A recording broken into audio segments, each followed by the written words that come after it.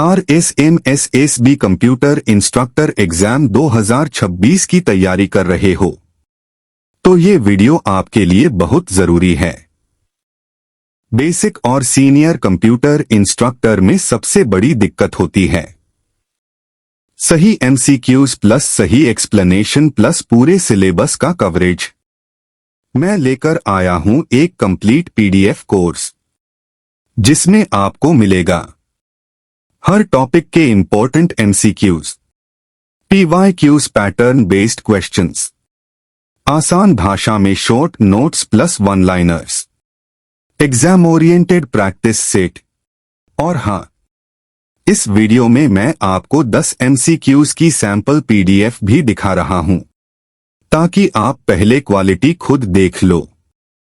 Course fees basic या senior course सिर्फ 499 रुपए, बेसिक प्लस सीनियर कॉम्बो सिर्फ 699 रुपए। अगर आप चाहते हो ये PDF कोर्स तो अभी कमेंट करो PDF या डिस्क्रिप्शन में दिए गए लिंक से ज्वाइन कर लो या व्हाट्सएप कर लो 9588210043। लिमिटेड टाइम में ये प्राइस है, जल्दी करो। जो स्टूडेंट अभी शुरू करेगा वही सिलेक्शन के सबसे करीब होगा।